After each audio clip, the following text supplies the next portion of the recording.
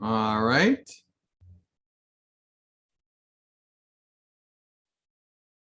Let's see. We might have everybody.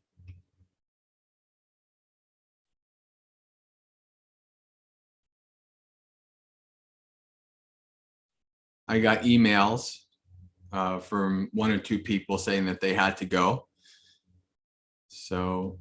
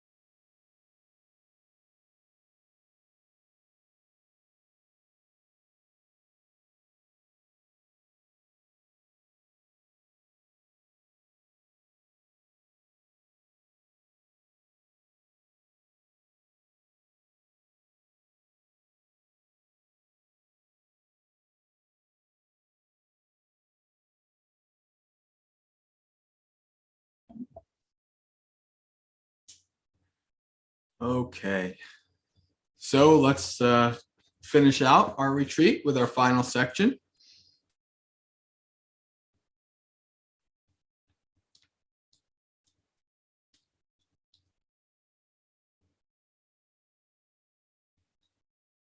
And I want us to, one thing that I forgot to talk about was the term that most people are most familiar with these practices called asubha.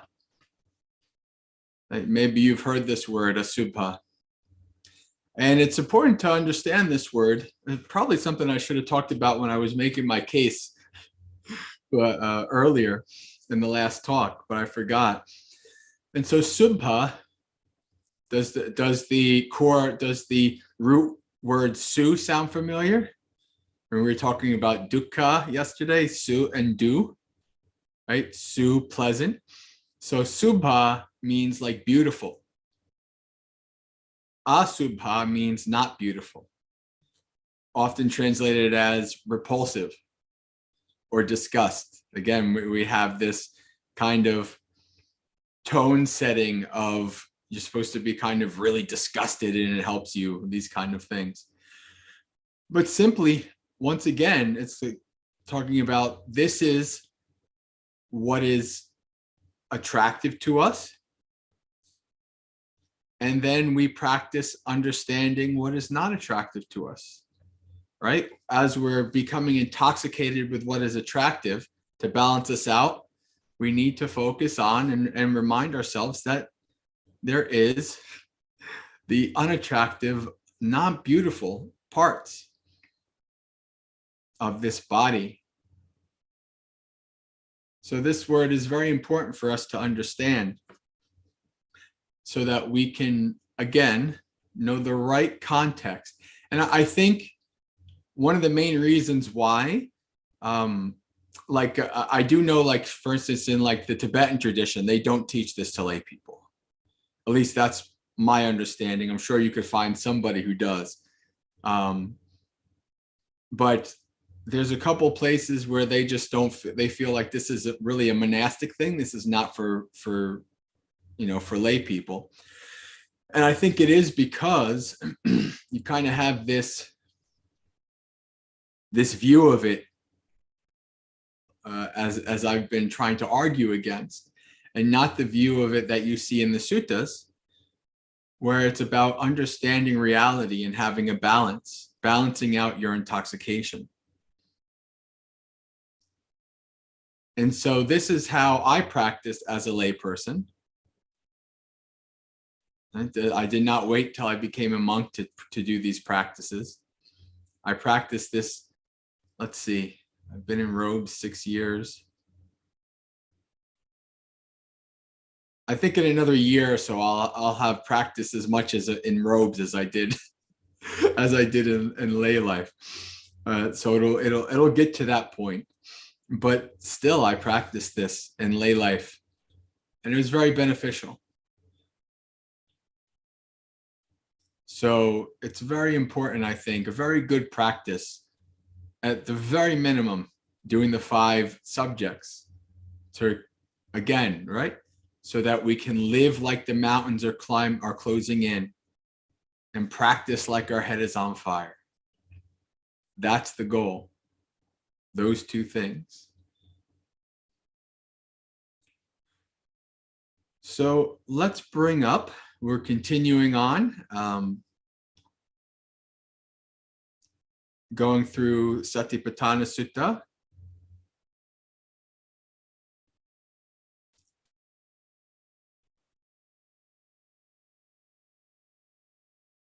All right. But actually, you can see, yesterday we did do the contemplation of body with the elements, right? And actually, you can see this, since it's on the page, might as well see it. See, Bhikkhu reviews the body, however it's placed, however disposed, as consisting of the elements. In this body, there are earth element, water element, fire element, and air element. Just as though a skilled butcher or his apprentice had killed a cow and was seated at the crossroads with it cut up in pieces, so too a bhikkhu reviews this very body, however it is placed, however it is disposed, as consisting of elements. In this body, there are earth, water, fire, and air elements. This is how a bhikkhu dwells contemplating body in the body. So you do see that. It's not something I necessarily focus on, because to be honest, I've never, for my own personal practice, the focusing on the elements has never been fruitful for me.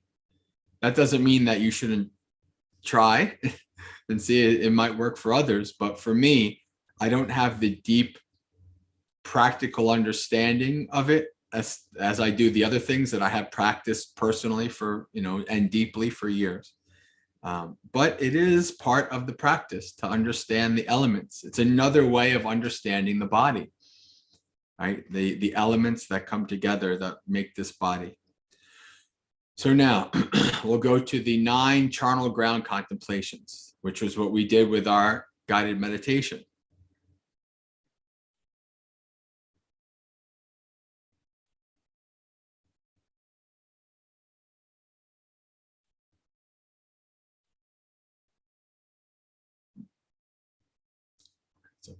All right. So we see here again, bhikkhus, as though he were to see a corpse. So this is essentially, right off the bat, telling us that this is a visualization.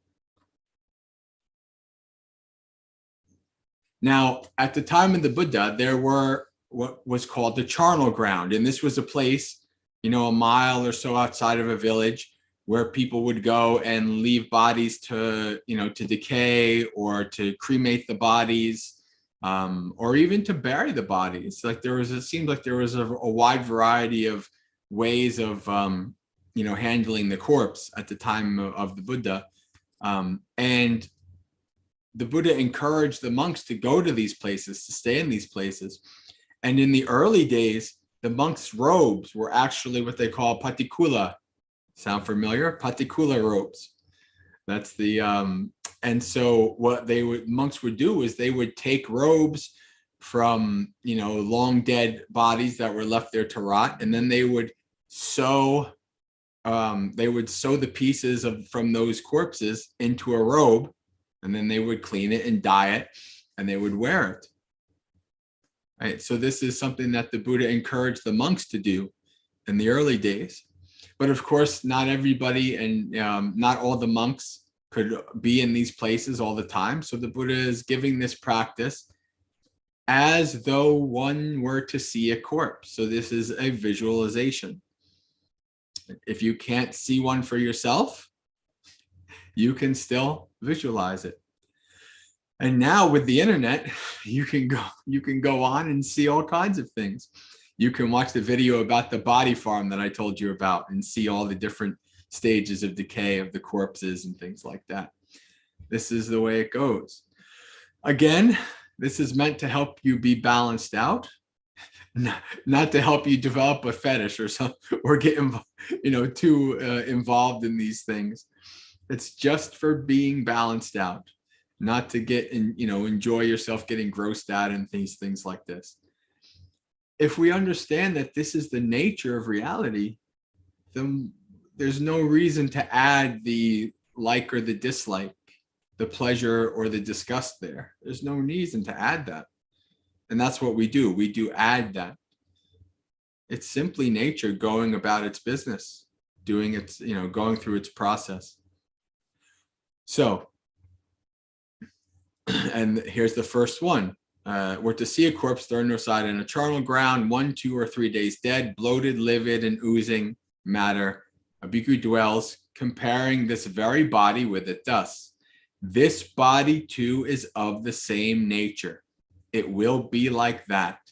It is not exempt from that fate. Very important reflection. Right? The next time you go to a funeral, you go to the person in the casket, for open casket, and you go and kneel and pay your respects or whatever. You can reflect. One day that will be me. I don't know when, so I better start living like the mountains are coming in. Practicing like the head's on fire, right? So now, as though the second one, as though he were to see a corpse thrown aside in the charnel ground, being devoured by crows, hawks, vultures, dogs, jackals, or various kinds of worms. A bhikkhu compares again. This body too is of the same nature. Again, as though he were to see a corpse thrown aside in a charnel ground, a skeleton with flesh and blood held together with sinews. As though he were to see a corpse thrown aside in a charnel ground, a fleshless skeleton smeared with blood, held together with sinews. Again, as though he were to see a corpse thrown aside in a charnel ground, a skeleton without flesh and blood, held together with sinews. As though he were to see a corpse thrown aside in a charnel ground, disconnected bones, scattered in all directions. Here a ham bone, there a foot bone, here a shin bone, there a thigh bone, here a hip bone, there a backbone, here a bone, there a bone, everywhere a bone, bone.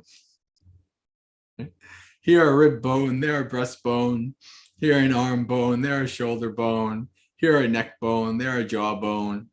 If you spend a lot of time in the wilderness, you actually will see this. Like you can, like if you're wandering in places, especially where there's not a lot of human traffic, you'll see like the places where animals were killed and the bones were left. You'll see skulls and bones and things like that if you spend enough time in nature. This body too is of the same nature. It will be like that. It is not exempt. And then a corpse thrown aside in the charnel ground, bones bleached white, the color of shells. A corpse thrown aside in a charnel ground, bones heaped up, more than a year old. And a corpse thrown aside in a charnel ground, bones more than a year old, that have rotted and crumbled to dust. A bhikkhu compares the very body with his thus. This body too is of the same nature. It will be like that. It is not exempt from that fate. This is how a bhikkhu dwells, contemplating body in the body. So if you're not familiar with Mahasatipatthana or Satipatthana Sutta, it's important to understand the context of where these practices are. So Satipatthana, foundations of mindfulness, it's where you place your mindfulness for the development of sati, development of the mind state of vipassana, development of seeing deeply, to see things as they are. This is where you place your awareness, place your focus, place your mindfulness. And there's 4. First one is body. And within this section of body, you think about Satipatthana as a toolbox. And different tools in the toolbox will help you towards developing different aspects of the path. So the different parts of in the section on body, what are the parts? Mindfulness of breathing. So when we start out and we start following our breath, and then we start to notice how it changes, sometimes it's longer, shorter, etc. We're practicing mindfulness of breathing. That's part of the section in Satipatthana on body. Same thing with focusing on understanding our posture, how the body is placed. Being clearly comprehending and mindful of all of our activities, from walking, sitting, lying down, stretching, eating, going to the bathroom, as long as you're awake. The elements, the parts of the body, the charnel ground contemplations. All of these practices are so that you fully understand what this body is. Fully understand how it works. Why it does what it does. Fully understand what we call pajanati. Pajanati means a very deep experiential understanding. Not like you read it in a book and you memorize it and you know facts. That's not what this means here. It means you have investigated it, you understand it deeply, experientially, with wisdom and with insight. This is very important to understand this. So these being placed in this section, you know that these practices are for this purpose. They are for the development of insight, for the understanding, the deep understanding of the nature of this reality. There was in the Mahaparinibbana Sutta, this is the sutta that tells of the last 3 months of the Buddha's existence in his final body. Parinibbana is what happens. I think I said this already. When an awakened one leaves the final body, they don't die, because death is connected with birth. They become extinguished. Right? So this is telling the story of the last 3 months of the Buddha's teaching, last 3 months of him being in his final body.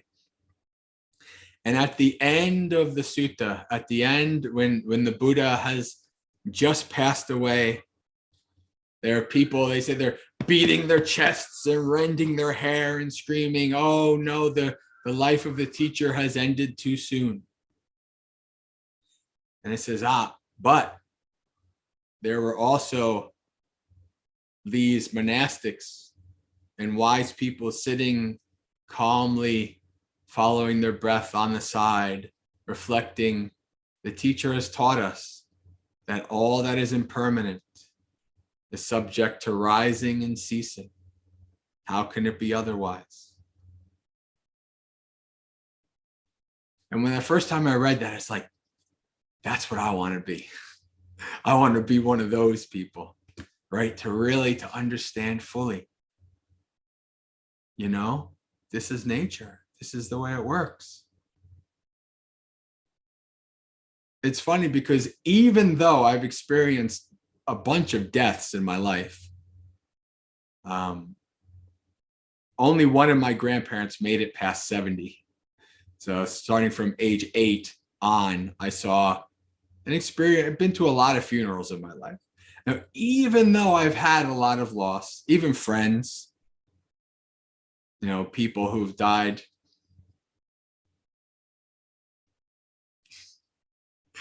Okay. No, I'm not going to say. But even so, I have a tendency to become really attached to people.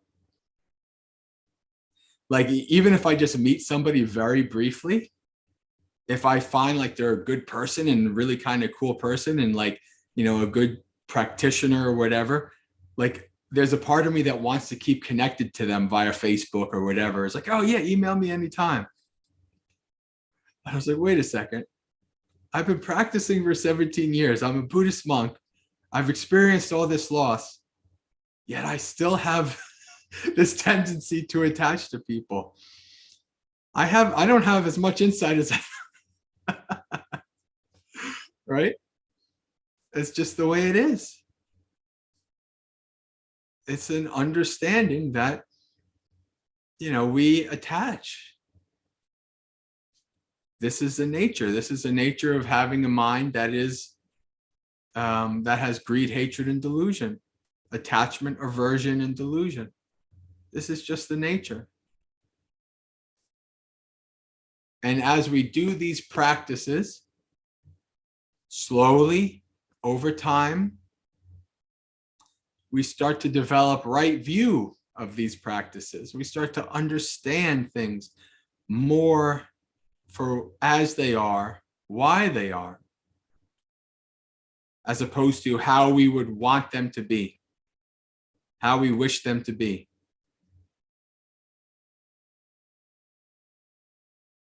The Buddha says there is no one who can guarantee, there is no one who can say otherwise, that which is born is liable to grow old, get sick, and die. Simply nature. But we're not like those beings, those awakened beings who at the time of the Buddha's passing abided in peace and Dhamma. We can be. Now, some people might say, well, that is just like killing your emotions or such and such like this. And I would say, actually, no, it's not. It can be hard to explain, but there are many ways that you can misunderstand the practice that don't align with the reality of once you actually have started to experience it and have insights into it. My experience has been so far that it always brings more peace and contentment, not fears and confusions and negativity.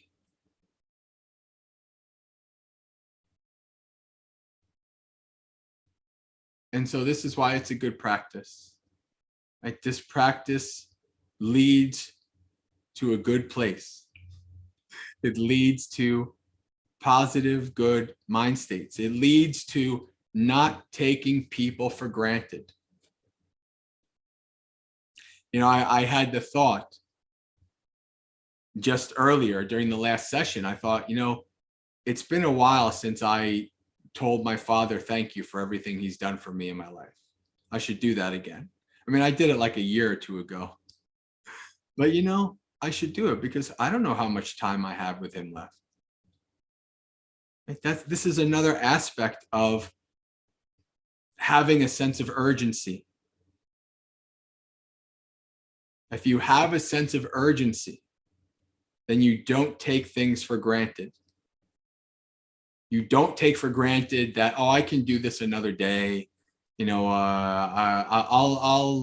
learn this skill. I'll do this, later in life or whatever, right? But then you don't have the health later in life. You don't have the abilities later in life. Your body is deteriorated. All of these things, and you regret. He's like, oh, I should have did it. We just assumed things would just keep going the same way. We took it for granted. And that's what we do a lot. We take for granted our spouses. We take for granted our children, our parents, our siblings, our family members. We take them for granted because we just kind of assume that it'll just always be this way. We'll just all always be there until somebody dies. And then all of a sudden it's a huge shock. Wait a second. I thought we were always going to be here. No, there's no guarantee that. There's no guarantee that for any length of time that you have with anybody either. So this, when you keep this close in mind, then you will keep close in mind not to take anything for granted. You will keep close in mind not to push things further out into the future. The Buddha is saying, practice like your head's on fire. Don't wait. There's a few examples of young men and women who became bhikkhus and bhikkhunis in the suttas, and they were young. And, you know, like for the bhikkhus, like these young, beautiful women would come and say, sir, why do you practice in such a way? You are young and healthy. Why don't you enjoy sensual pleasures? And when you get old, you can practice. And then, you know, men will come to the women, to the bhikkhunis, and they'll say, you know, they'll say, miss, you are so young and beautiful. Why don't you come enjoy sensual pleasures? And then, and later on, you can, you know, become a monastic. It's this interesting dichotomy, right? Well, I grew up Catholic, and my family, my mom and my dad are very Catholic, and you know, they still go to, you know, as they get older, the health is harder. It's harder for them to go to church, but their whole life they went to church every weekend, and so did I, at least until a certain age. But what you see when you see in the church is the same thing you see when you go to the Buddhist temple. What do you see? A lot of gray hair. You don't see a lot of youth in the churches and in the Buddhist temples, unless the youth is dragged there by the parents, which happens. But as they get older, just like me not wanting to go to church anymore, it gets harder to drag kids to something as they get older and bigger. So the Buddha is pointing this out, this truth, right? In another sutta, he talks about, don't wait till, you know, we wait until things start to fall apart to start practicing. In many ways, it's kind of too late then. Or at least if not too late, it's harder. But if you start practicing while you're young and thinking about getting older and things like this, then it becomes easier. It's interesting because I'm weird in many, many ways, as the people who've known me long enough get to find out.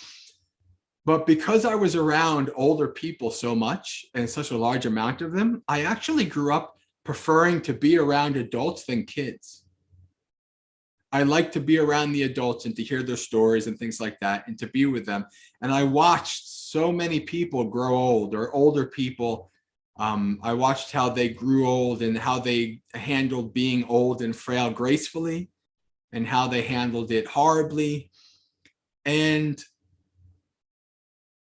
from a young age, I was like, man, I can't wait to grow old. I want to get old. I want to become older. And my mom would say, oh, don't say that, because when you get to our age, then you're suddenly you want to be a kid again. And now I tell my mom, it's like, you were wrong. I've never wanted to be a kid again. But I understand that. I understand most people, that would be the thing. But when I first got my first gray hair, I didn't freak out. I was excited. I was like, oh my God, a gray hair. That's so cool. Then later I found out about this story about a king. And this is a commentarial story. It's about the king who told his barber, he says, when I have my first gray hair, show it to me. And the barber says, yes, king. And so then years go by, and the barber is doing the king's hair and sees the first gray hair, and the barber is afraid. Will the king kill me for showing him his gray hair? And so then the barber, showed the king the gray hair anyway. And the king said, thank you. He promoted the barber, and he went to his son and his advisors, and he said, I am now retiring. I'm relinquishing the kingdom. It is now time for me to go and practice. And so he went away, and he became a recluse, a hermit, to practice Dhamma. And so, interestingly enough, what was it? It's about a year or two after my first gray hair that I entered the monastery.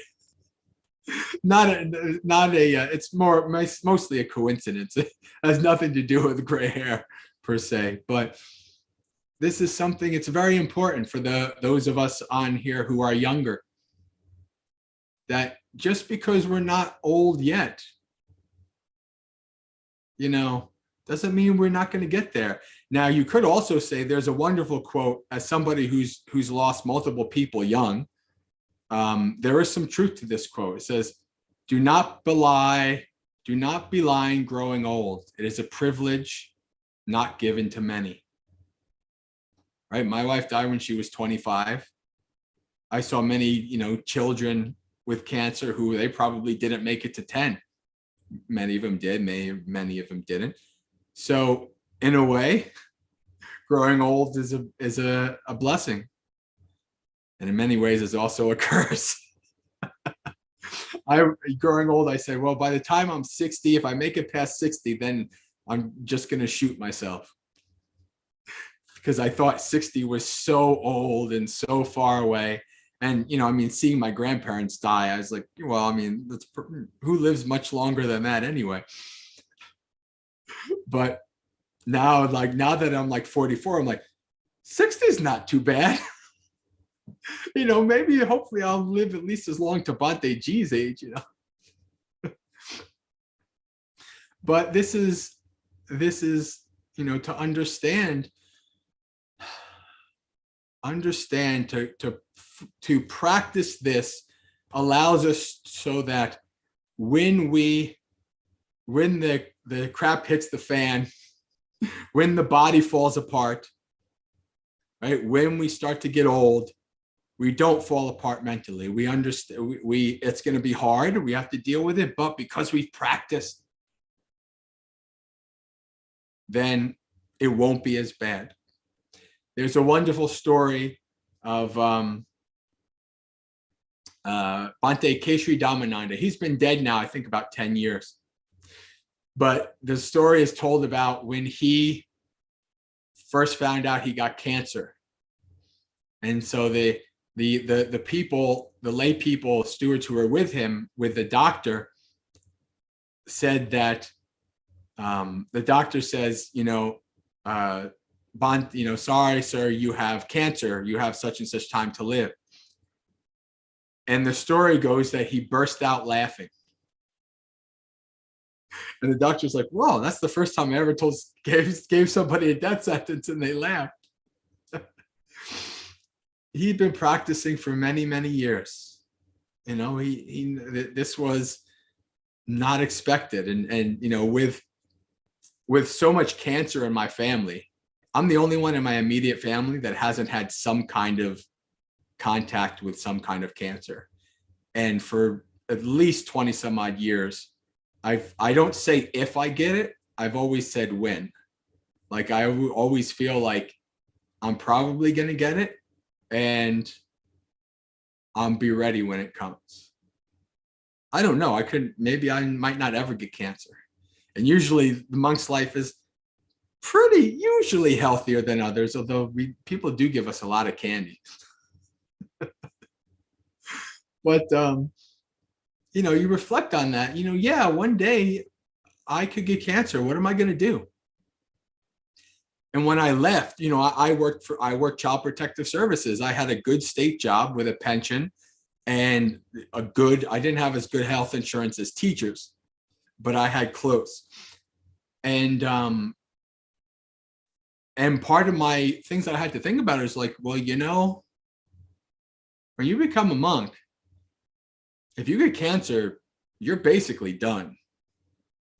Like, you know, you have to know that, you do know this, or like when my wife died, she had $500,000 in debt from cancer treatments because when her insurance dropped her. Cancer treatment is expensive as heck. Millions of dollars. At a good place that you have a chance to actually survive, millions of dollars. So I had to realize, well, what do I do if I get cancer? I just meditate until I die. I guess that's what I do.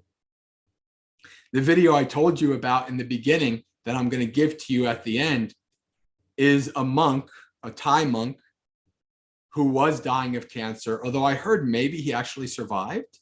I don't know. And he's reflecting on death as the final test. It's a very powerful, very impactful talk that I suggest you all check out. I found it over 10 years ago or so, and I've loved it since then. But this is why we do these practices, so that we really train ourselves, right? Even if you are older and you're just getting started now, it might be too late to practice not worrying about getting old, but you can practice. I can get sick. As I get older, the likelihood of me getting some kind of sickness has dramatically increased, and I should prepare myself that I'm going to get sick. It's going to happen. I might have to lose my freedoms, might not be able to drive anymore, might need help getting around, all of these things. This is a possibility. So train your mind now to come to terms with these things. And when they come, you'll be better off for it. You'll be more able to handle it and not fall apart. It's a very important thing to practice. So don't delay. The mountains are closing in. Practice like your head's on fire. Practice in that way. Don't let fear stop you from doing it. Fear is an interesting thing. In some ways, you could say, if you look at it through an evolutionary lens, a being that doesn't have fear doesn't survive to pass on its genes to the next generation. So the reason why we're here is because our ancestors for millions of years had fear enough, at least, to keep themselves alive. But there's also a downside to fear. Many downsides. There's a wonderful sutta. If you want to see the Buddha's preeminent sutta on fear, you look for Majjhima Nikaya number 4. It's called Fear and Dread. And the Buddha recounts how before he was awakened, he recounts how he dealt with fear. And he says that he said, there are places that are awe-inspiring. And by this, we don't mean like, oh, this is a wonderful vista. I mean like fear, you're being in a place and it's just so like fearful, so kind of, so intense to the senses that you're kind of like, and there are places such as this, like charnel grounds, groves in the middle of the night. I should go to these places and practice. And so the Buddha then recounts about how he went to these places and he would be there and he would hear something and he'd go like this. and he'd look and he'd say, ah, it's an ostrich, or oh, it's this or that, these, benign things. And he says something so human. He says, why does my mind always incline towards fear and dread? That is a wise, insightful statement to the nature of us. Our mind always inclines, always jumps towards the most negative. And that's kind of how, through evolution, that we're trained, right? Because if the positive things don't kill us, it's the negative things that kill us. So we have to have fear and be aware.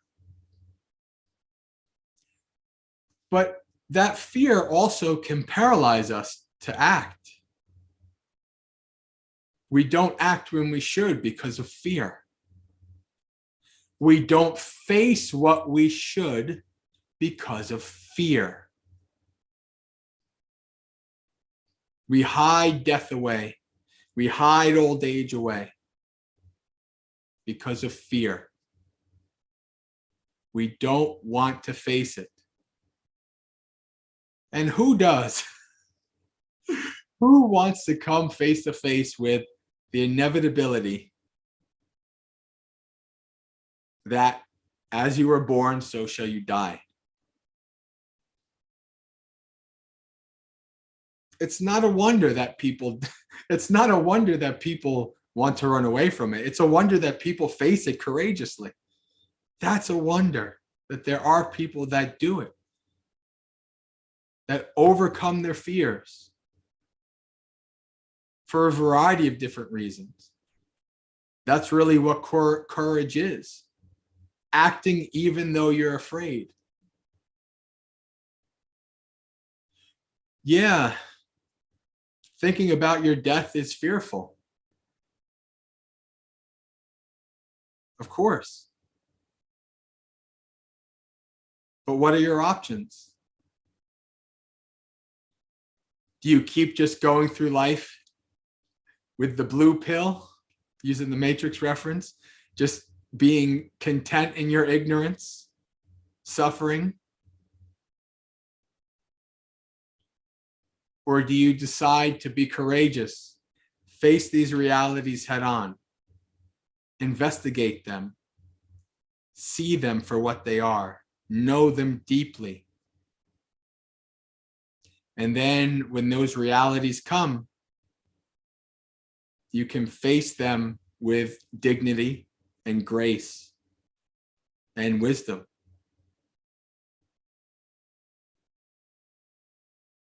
That's the choice. Even though we have fear, do we let that fear control us? Do we let that fear lead us down unskillful actions? The Buddha lists fear as one of those unskillful states of mind that lead to unskillful action.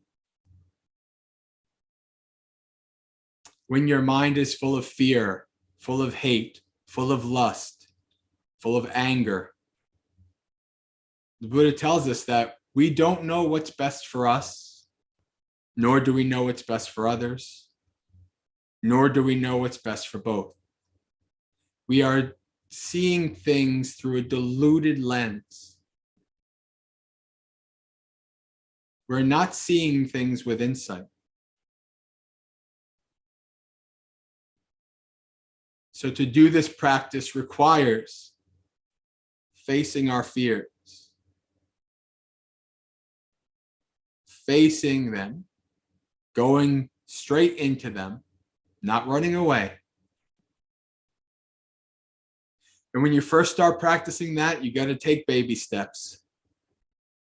You got to take baby steps.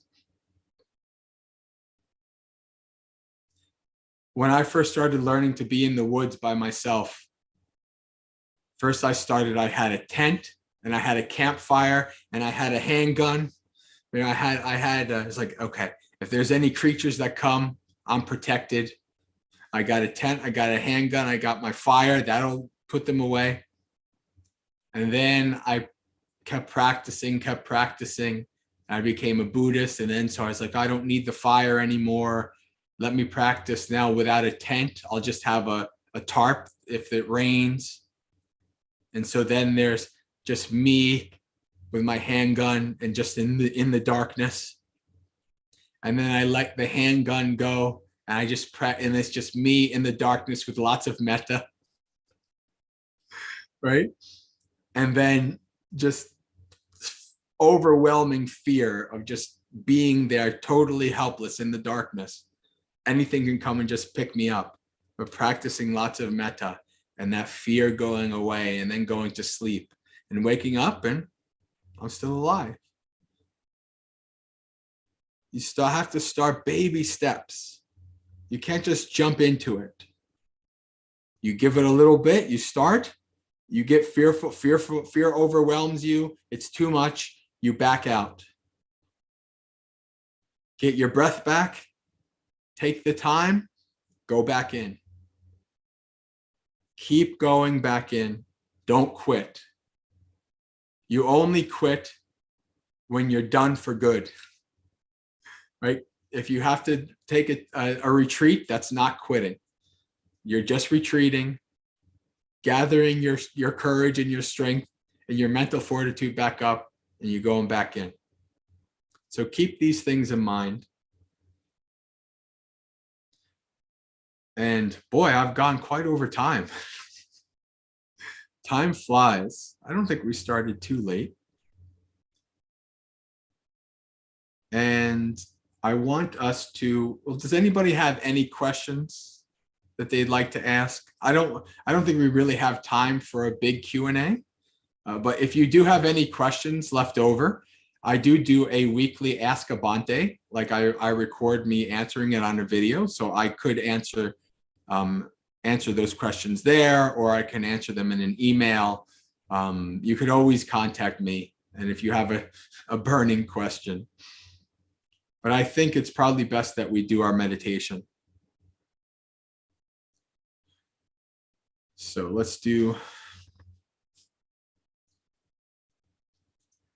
do our meditation and then we'll close it all out after that. Close your eyes. Set your body up in your comfortable and stable position.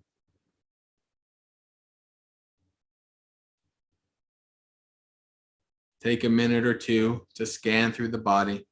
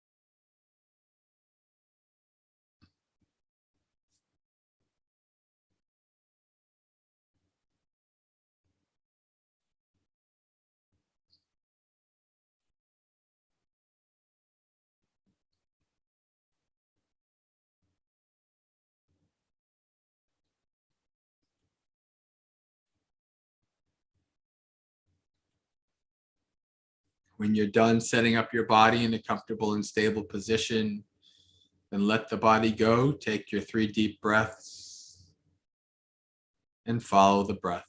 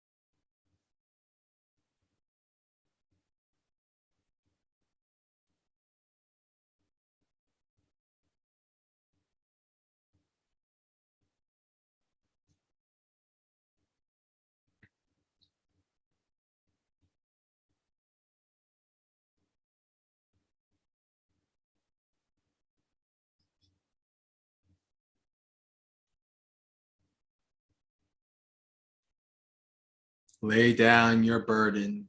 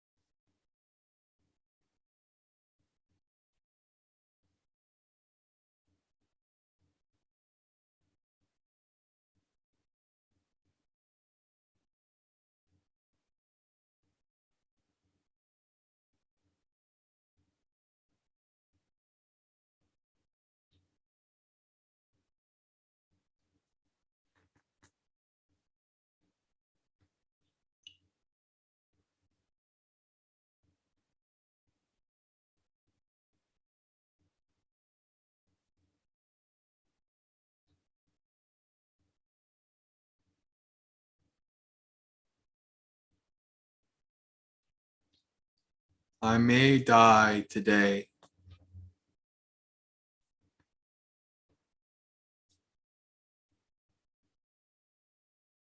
I may die tonight.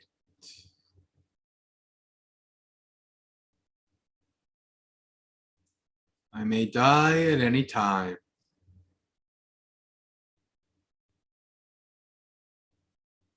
Because life is uncertain, but death is certain.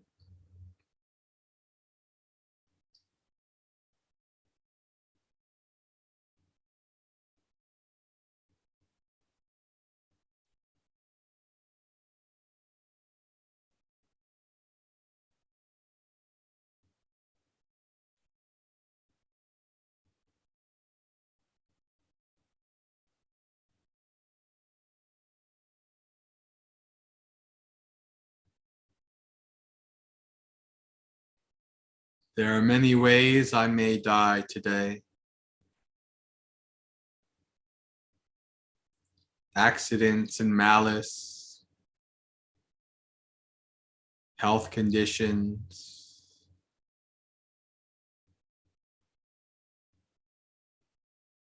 spend some time reflecting on the possibilities of how you may die.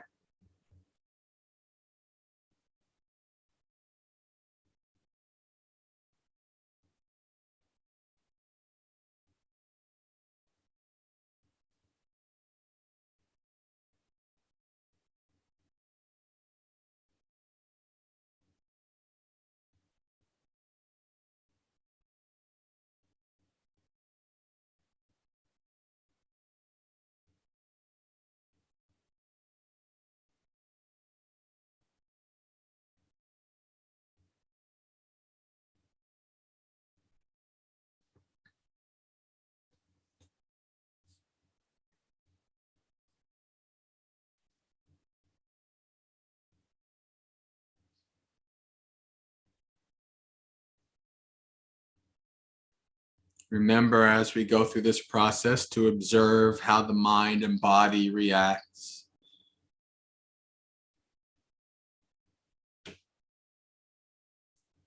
As you repeat the words and do the reflections, thoughts might come to your mind that try to counteract those thoughts or disbelieve them. Emotional states may arise. The mind state might change. Do your best to pay attention to these as well. They arise due to causes and conditions.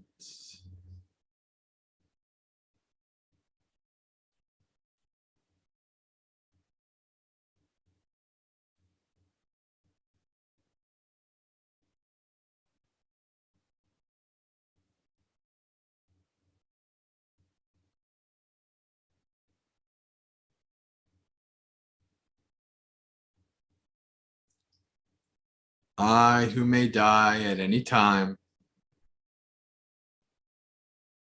am subject to aging. I am not exempt from aging.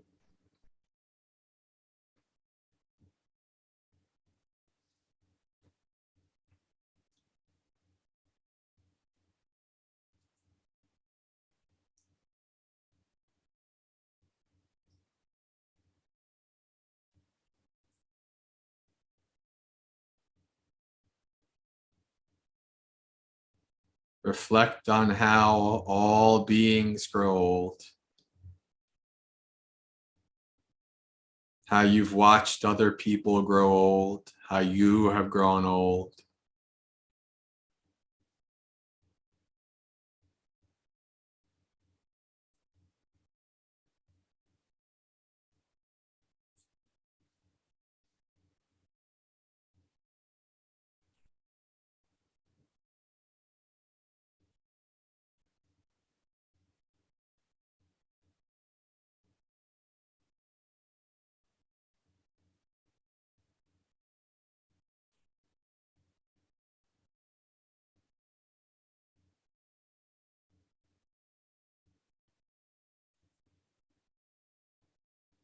I am subject to illness. I have not gone beyond illness.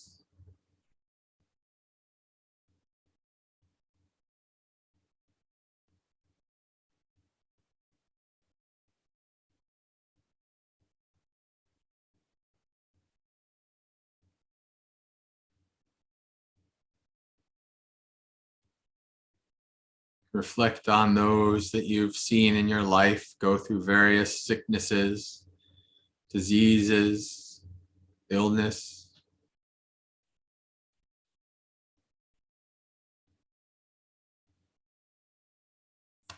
Some have died from them.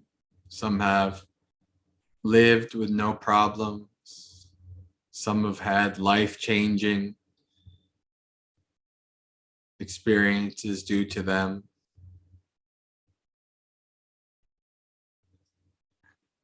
Reflect in this way.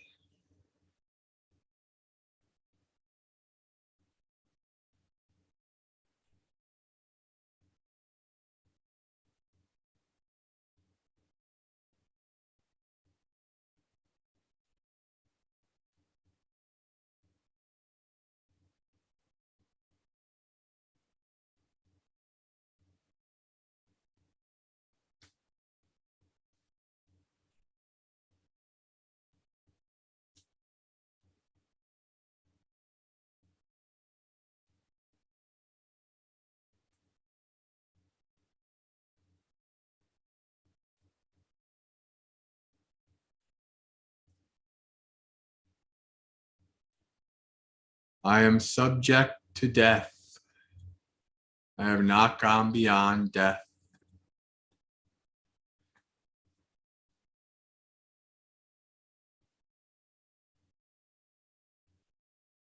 Contemplate those who you have watched go through the death process.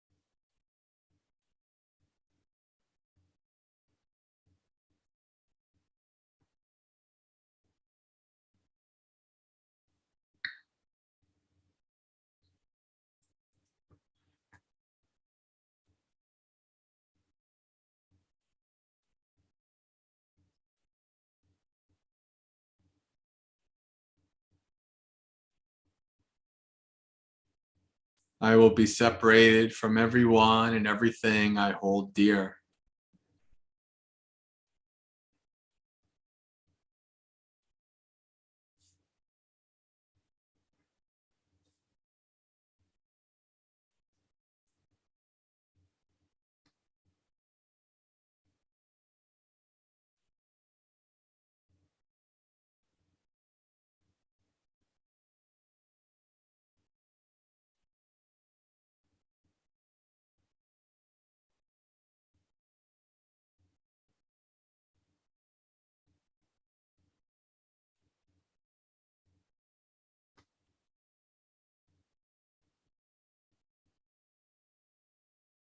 Reflect on various separations and losses in your life.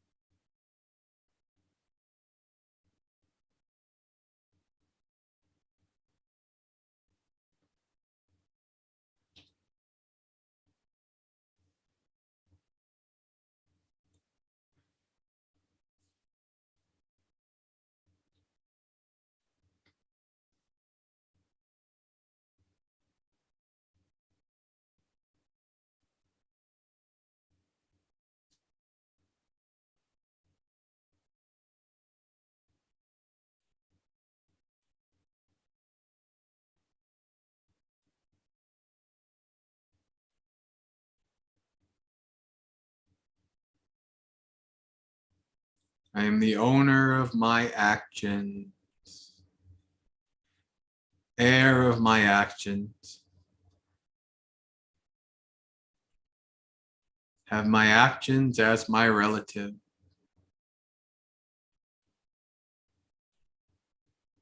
Whatever I do,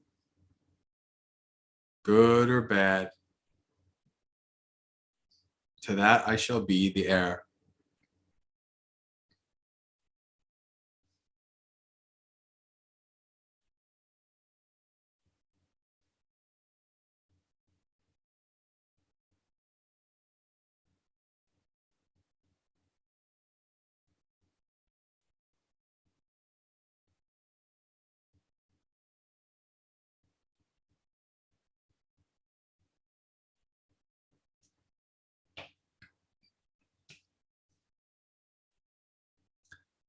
Reflect on how your actions matter.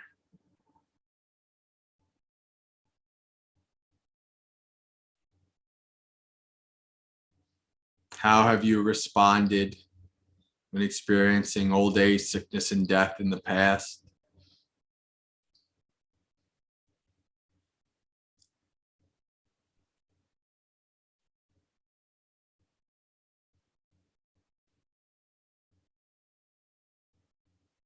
Reflect on how important your actions are, knowing that the future is uncertain.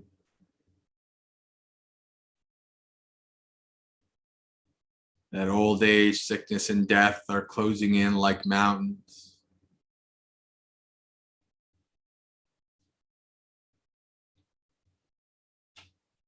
How do you choose to act? Bhaya, with fear, or abhaya, fearless?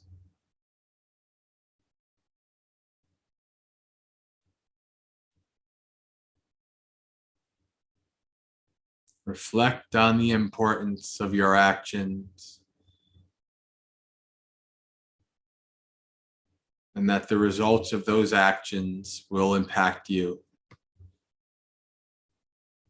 How they will.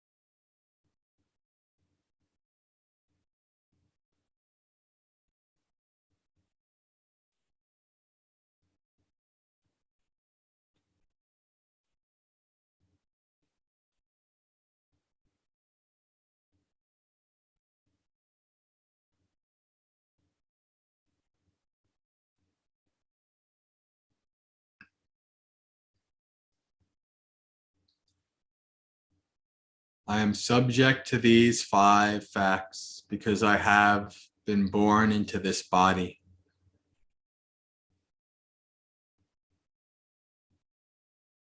This body that has many parts, systems of organs, all working together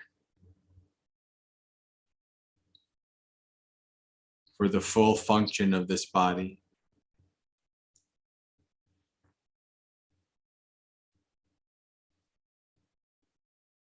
On the outside, this body has head hair, body hair, nails, teeth, and skin.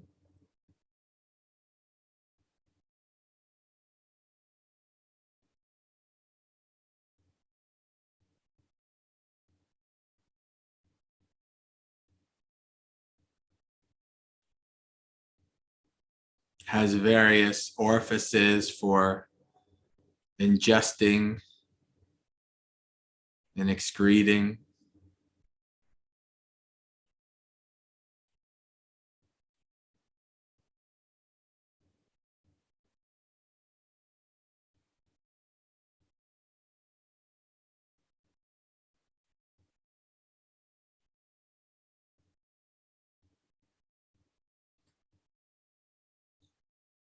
Inside this body,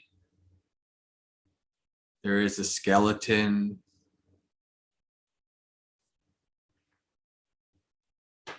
that shapes the body,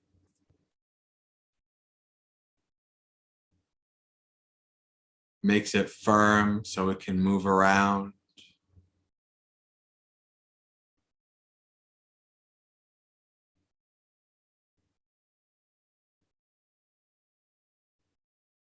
Attached to that skeleton are muscles and joints that aid in movement, pushing and pulling and lifting.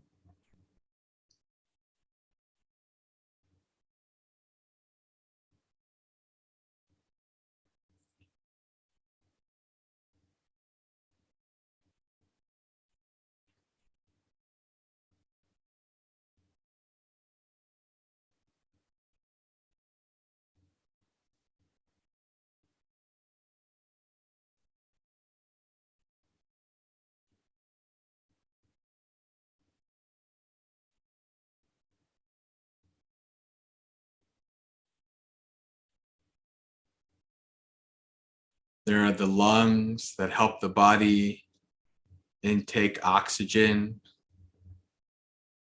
and release nitrogen.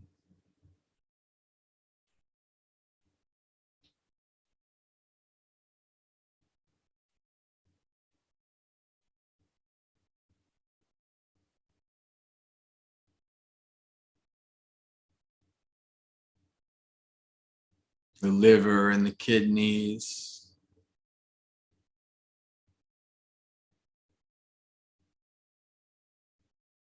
the stomach,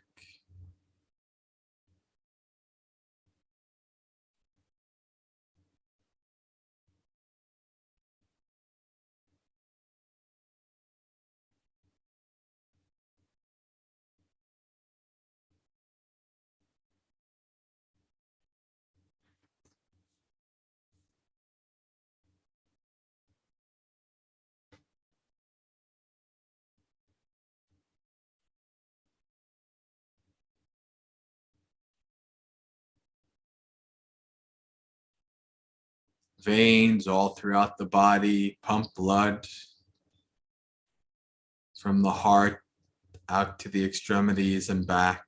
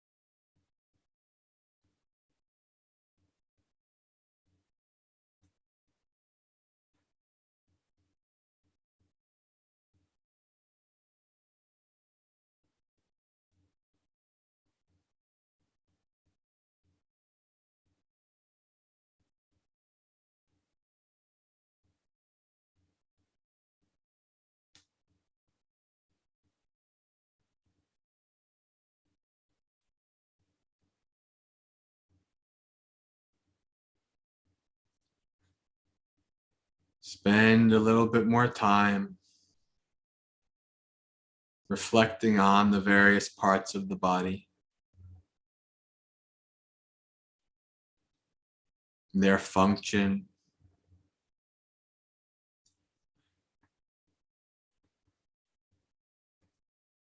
how they play a role in the maintaining of this body.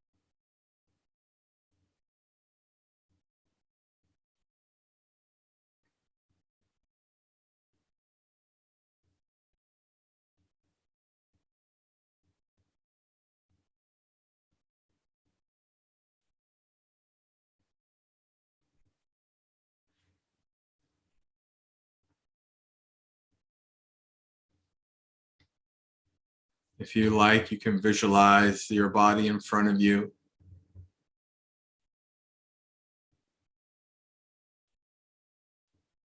Watch as it grows old, the hair gray, the skin wrinkled, the spine humped.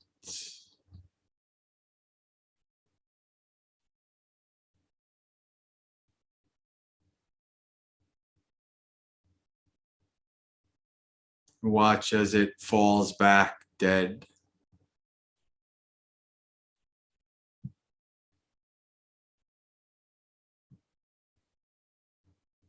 Useless as a dead tree stump.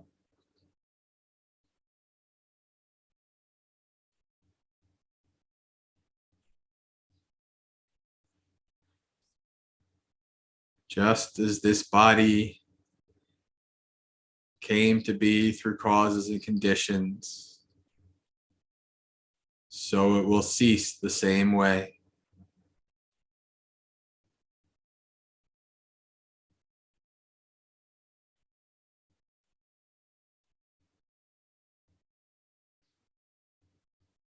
Watch as the body begins to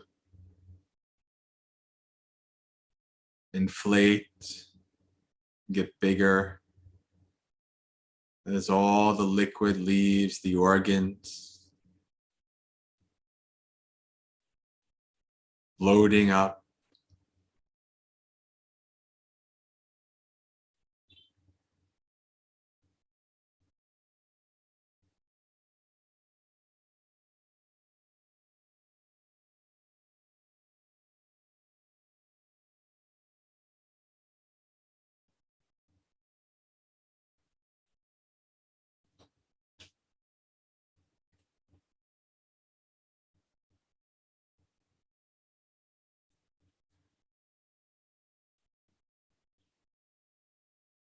Watch as the various animals of the wilderness come to feast on the corpse.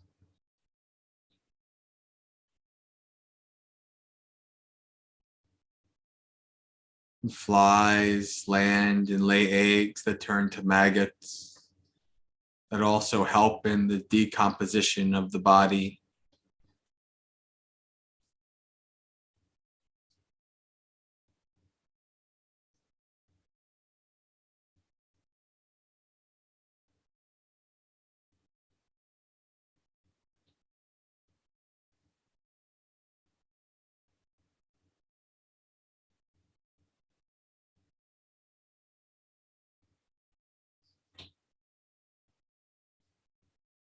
These beings have evolved to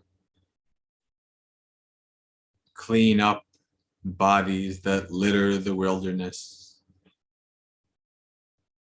to decompose them and put their elements back into the cycle of nature.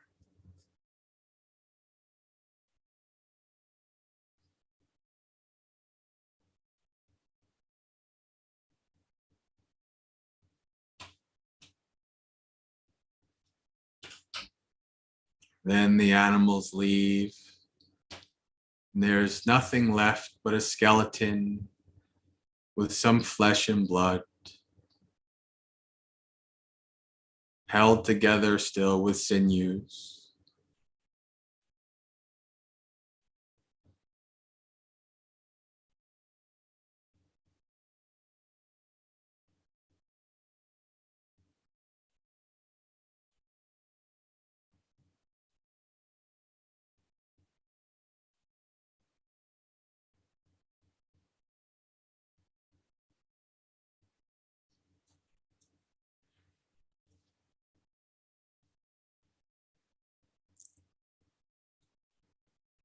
After some time exposed in nature, the wind and the water and the sand and the dirt,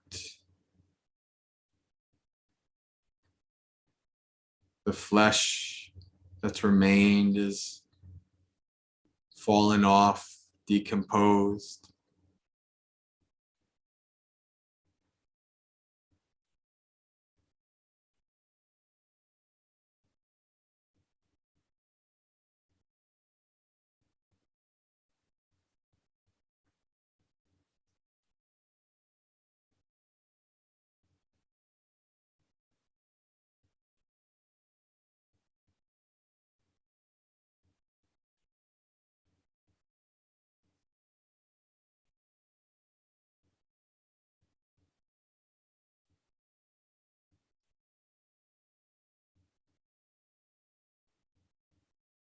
After more time, the blood is washed off and rubbed off.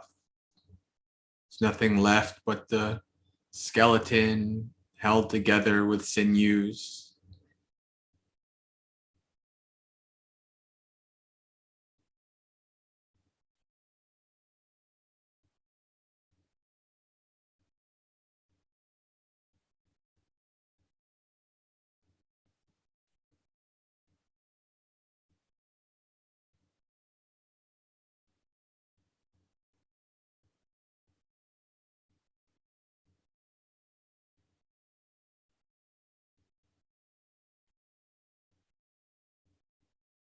Watch as over time the sinews break down, the bones begin to separate from each other,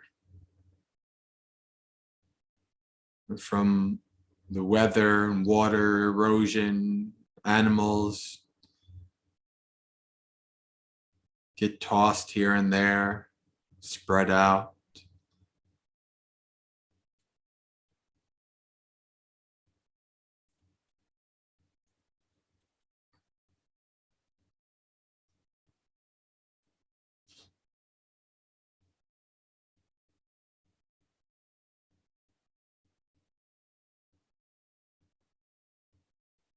Watch as time moves on and the bones begin to bleach white.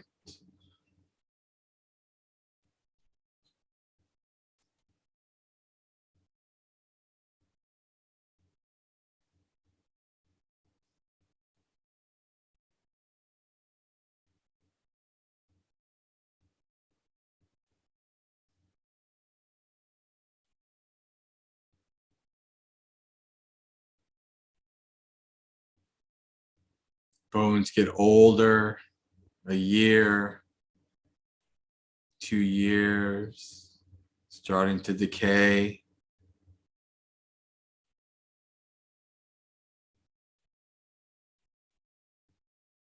Eventually, the bones turn to dust, which gets spread and lost in the wind.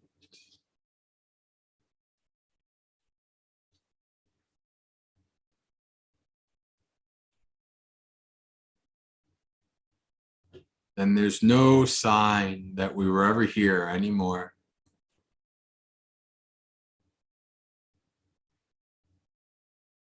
We've come into this world through nature, and we left through nature. Causes and conditions, we arose. Causes and conditions, we ceased.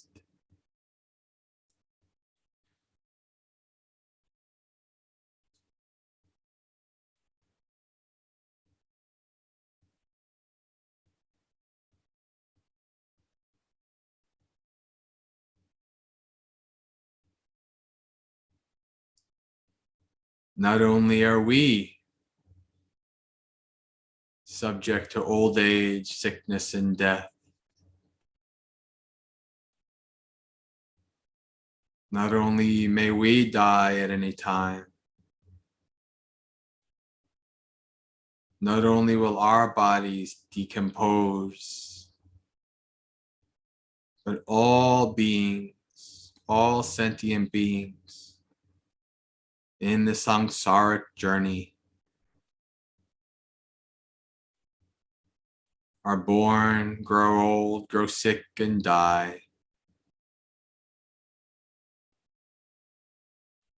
Knowing this, it behooves us to practice metta for all beings.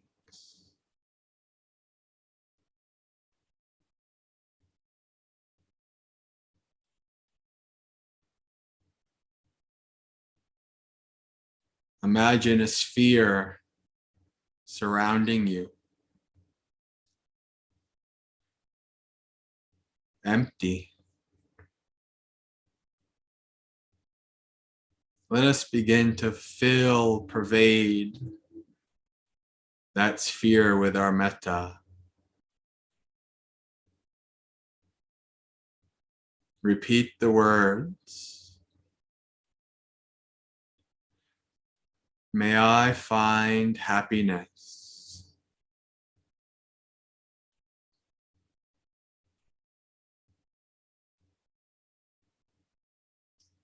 May I find peace.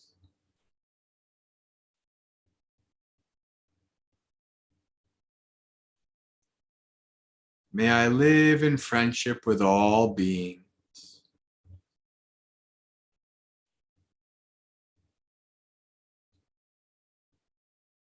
May I find release from suffering.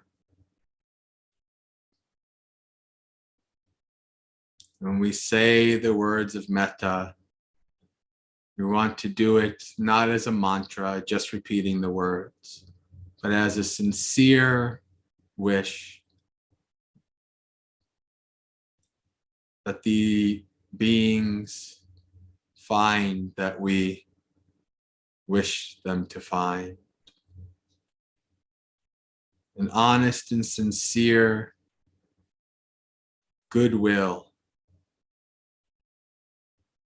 towards yourself and all beings.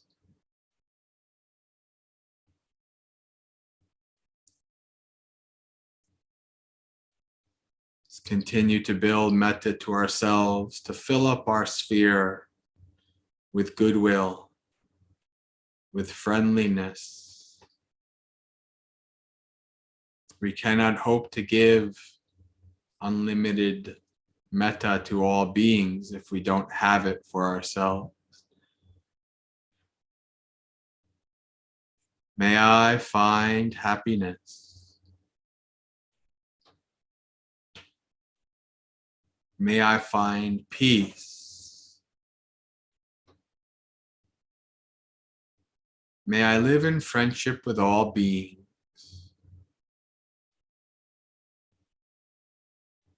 May I find release from suffering.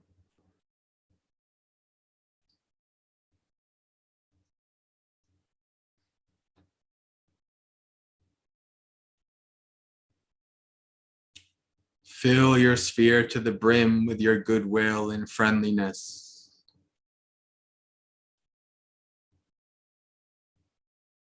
Let's begin to spread our sphere out to encompass the entirety of whatever building we're in, including all the beings, humans, animals, insects, any beings that may be in this building. May all of us in this building find happiness.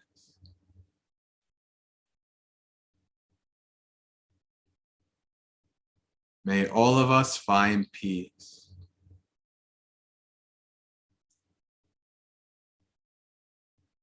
May all of us live in friendship with each other.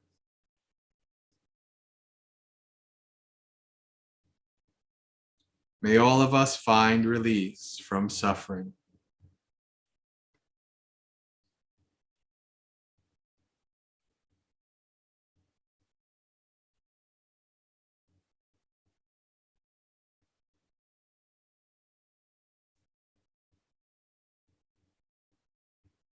Spread your sphere to encompass the entirety of the town or village that you're in.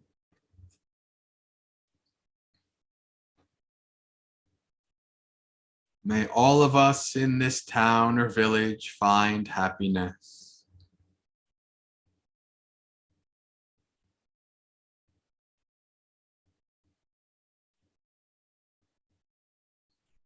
May all of us find peace.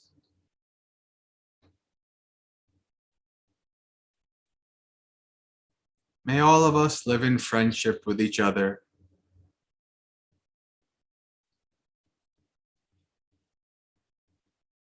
May all of us find release from suffering.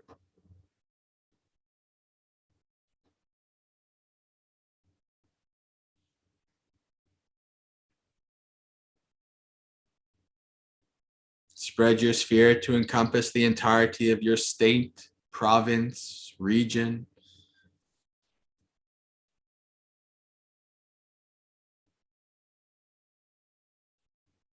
Many millions of beings born, living out their lives, dying.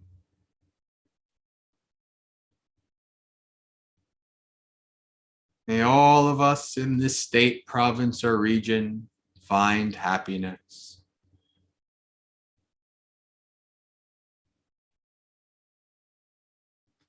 May all of us find peace.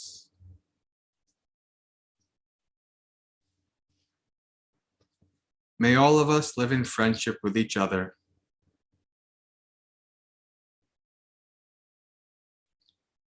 May all of us find release from suffering.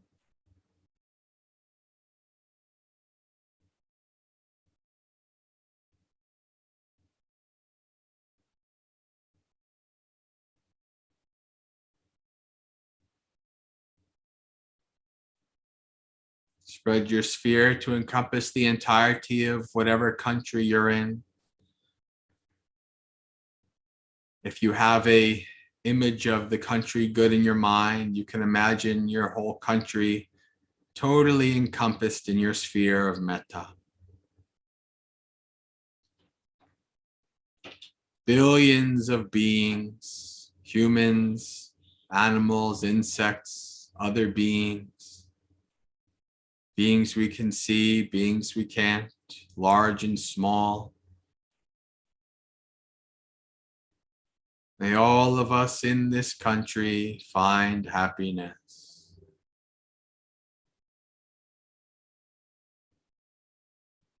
May all of us find peace.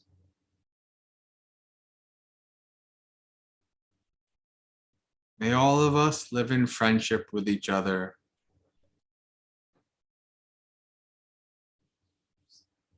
May all of us find release from suffering. When we practice metta, all the ways we categorize each other by sex, race, politics, religion, sports teams, all the ways we separate, categorize are meaningless. Metta breaks through barriers. It has no limits, nor do we limit our metta. We don't have metta for some beings and not for others. All beings equally, like the sun in the sky shines its rays equally upon all beings. All beings are headed towards death. Some today, some 50 years from now. But all beings are headed towards death.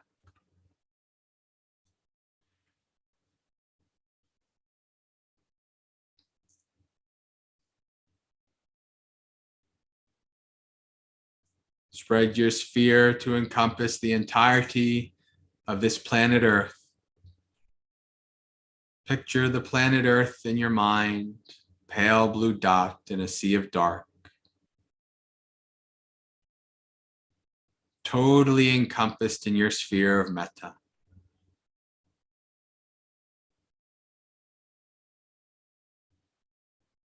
May all of us on this planet Earth, trillions of beings, humans, animals, insects, other beings, on the land, deep in the ocean, a home teeming with life, all born, all heading towards death. May all of us on this planet Earth find happiness.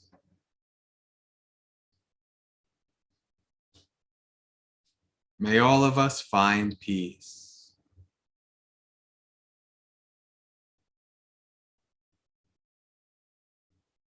May all of us live in friendship with each other.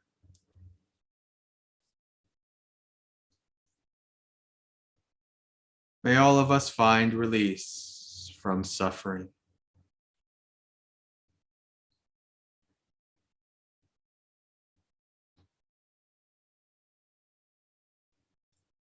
Spread your sphere out into the cosmos to encompass the entirety of our home galaxy, the Milky Way. Billions of planets and stars. Who knows what life?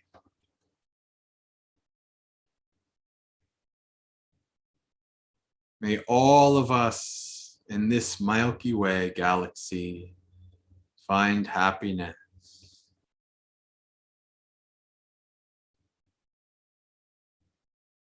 May all of us find peace. May all of us live in friendship with each other.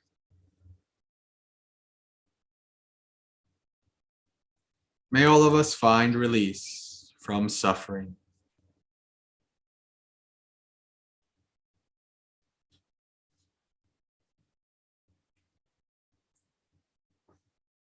Spread your sphere out further into the universe, the known universe and beyond, wherever there may be beings, anywhere in samsaric existence, other universes, dimensions, who knows?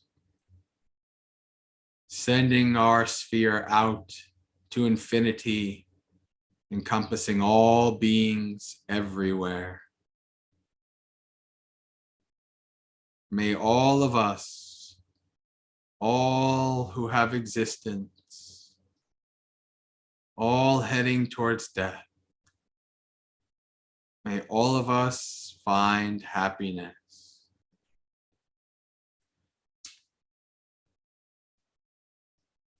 May all of us find peace.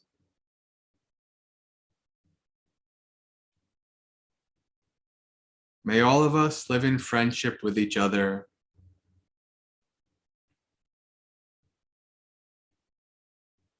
May all of us find release from suffering.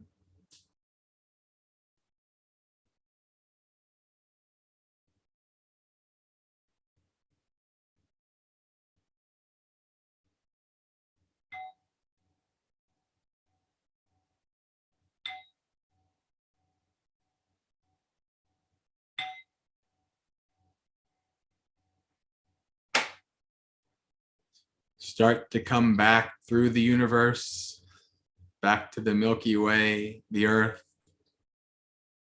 the country, state, town, back to the room you're in, opening your eyes,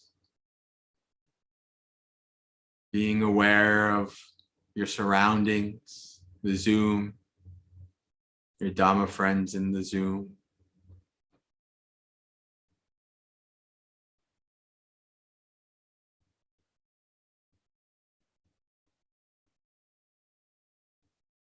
And so, friends, we end our Mindfulness of Death retreat with some metta.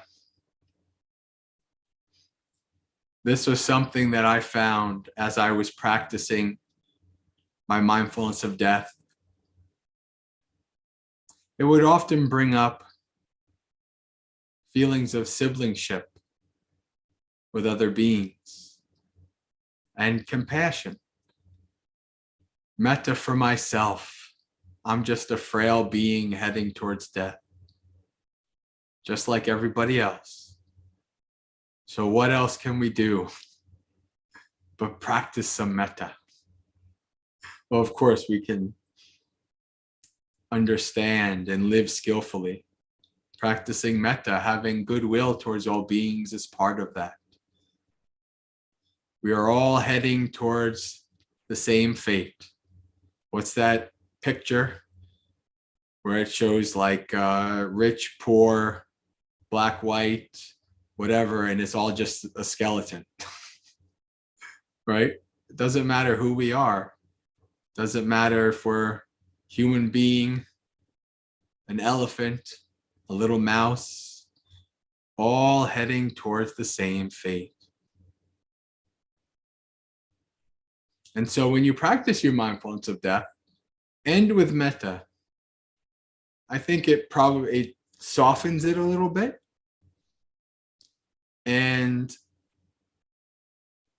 it gives you a different perspective. It helps with the perspective on things, I think. It's a good thing to do. And so, friends, we come to the end. I hope this has been a fruitful, spiritually fruitful, and good retreat for you. I hope this has been informative and given you some tips and some practices that you'll take with you.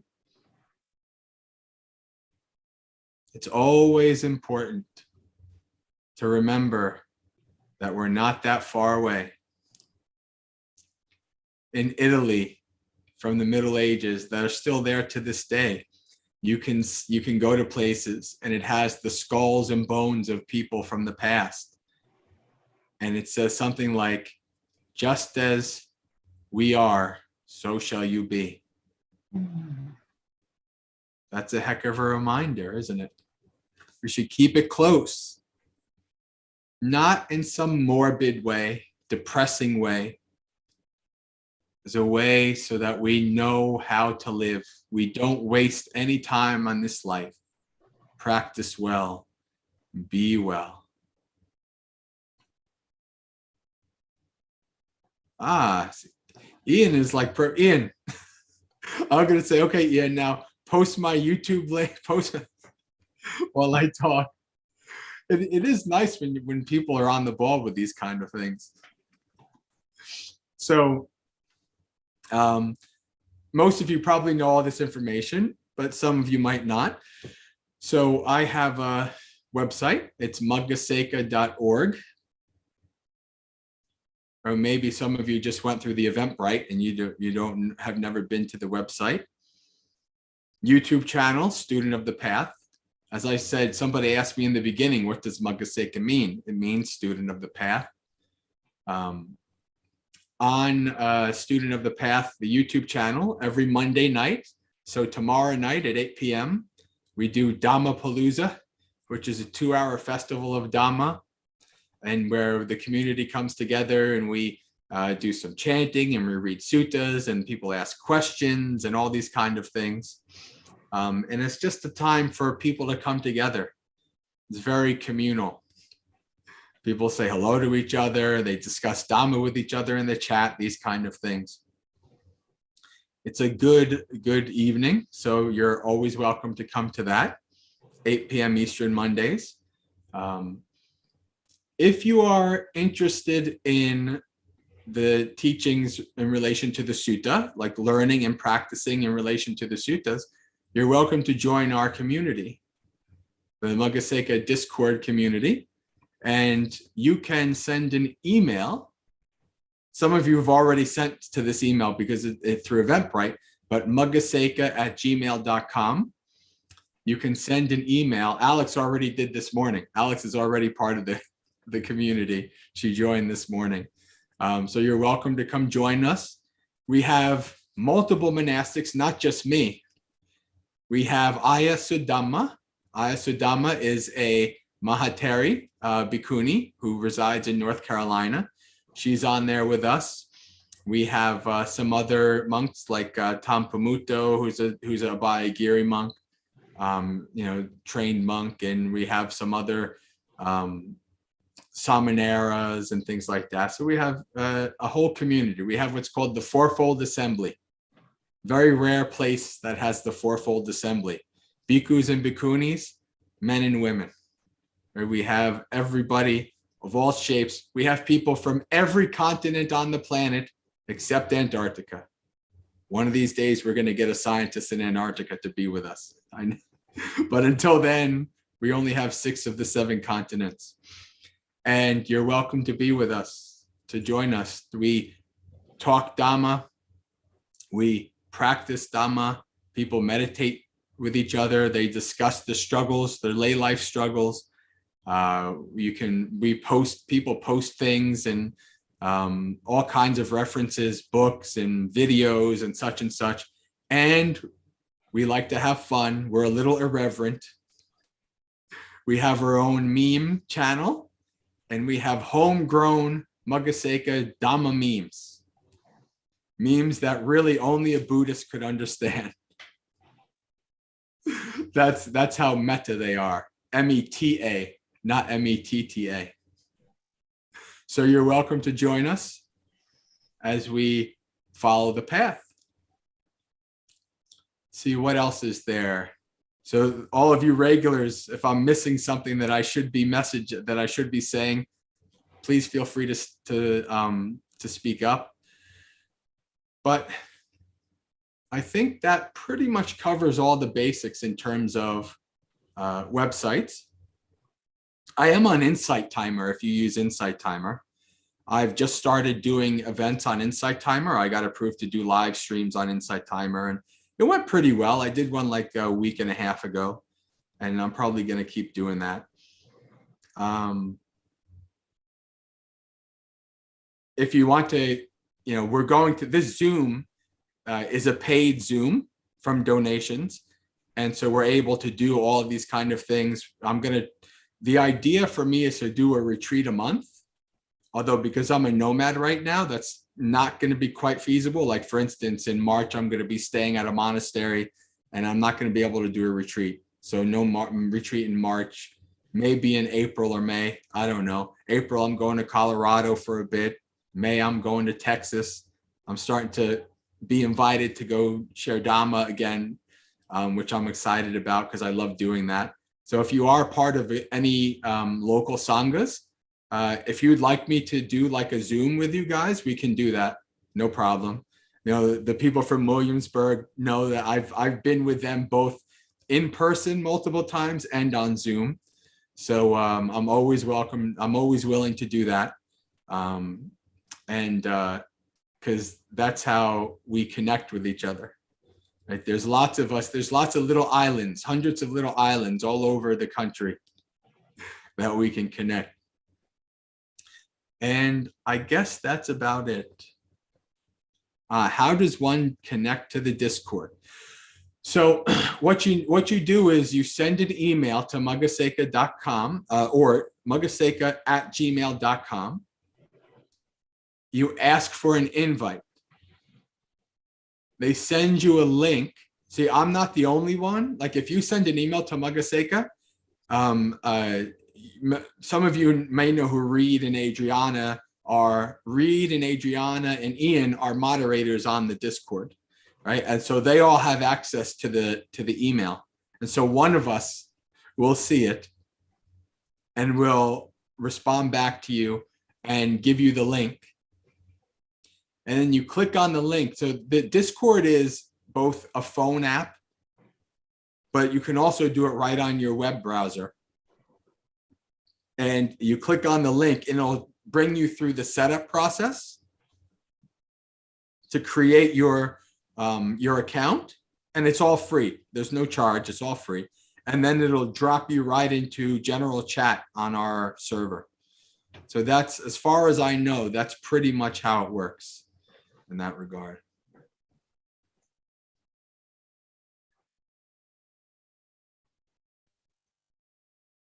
Let's see. KJ says 1 retreat a month would be awesome. Yeah, it would. But I'll try to do what I can in terms of doing as many retreats in a year as I can. We're just getting started, really. Building this. I'm planning on doing things like having sessions where I, like for children, like doing children's meditation sessions. Gonna do like an introduction to meditation retreat. So if there's anybody who you think you might want to get into meditation, I'm usually pretty good at helping newbies bridge the gap into getting into meditation. All of these things are in the works as time goes on. So if you, on my website, maggasekha.org, there's a little thing on the right where you can click to subscribe. And so every time I post something, you'll get an email. On the YouTube channel, there's a subscribe and the little bell, and you click on that. And every time I upload or every time I go live, you get an email. And actually that, I forgot one thing, morning monastery experience. So most of the time, Monday through Friday at 8 a.m., from 8 a.m. to 8:30, we have, I give you guys a little glimpse of what it would be like when you stay at a monastery and you wake up. But instead at like 5 o'clock in the morning or 6 o'clock in the morning, at least on Eastern time, it's 8 in the morning, so that people are, don't have to wake up too early, and they kind of have this right, have it right before work to be able to take the precepts, to be able to do some chanting or listen to me chant. And usually the chant's both in English and in the Pali language. And then also we go through the book and I give a little Dhamma talk, like 5 or 6 minutes, called The Thought of the Day. And so you start the day out with some Dhamma. This is something that we do, Bhavana Society did all the time I was there, before I was there, and they still do this. Most monasteries do something like this. And when you visit monasteries, you experience that, but you can do that with us on the YouTube channel every morning, Monday through Friday, 8 a.m. And I think that is it. Oh, Ian is on the ball as always. Very good. I was thinking about asking Adriana in here to do exactly what you're doing, Ian, but it works perfect because you're here with us. So you can do it. I do it a lot for Aya, so. Yeah, oh, you do? Oh, good. Okay, very good. Very good. So I hope to see you all again on one of our streams, on the community, at another retreat, whatever, however you choose to engage with us. So thank you all for coming and being a part of this. This is only the second ever Maggasekha retreat. In my years since becoming a monastic, I've led and organized. Well, I've been the coordinator and I've taught in some like 70 retreats. But this is only the second time I've done a Zoom retreat, and the second time that I am doing retreats under my own, community, my own name. And so this is actually very meaningful for me. And I appreciate you all being here to be with me for this weekend. And I hope to see you in many weekends to come. So practice well and be well. Sukhi Hotu, may you be happy. May you have a spiritually successful and peaceful day, week, month, year, until we meet again. Thank you. Sadhu, sadhu, Sadhu, sadhu. sadhu. And as tradition has it, those of you who would like to hang out, I'm not going to shut down the channel. I'm going to be around. If you'd like to talk to each other, just hang out and decompress and chill here in the chat, you're more than welcome to do so. And if you need to head out, you're also more than welcome to do so. So whatever you'd like to do. So from here on in. So thank you very much, and I'll see you again. Thank you. Thank you, Bhante. Very much. Thank you, everyone. Thank you, everyone. Bye-bye. Bye-bye. Be well. Be well.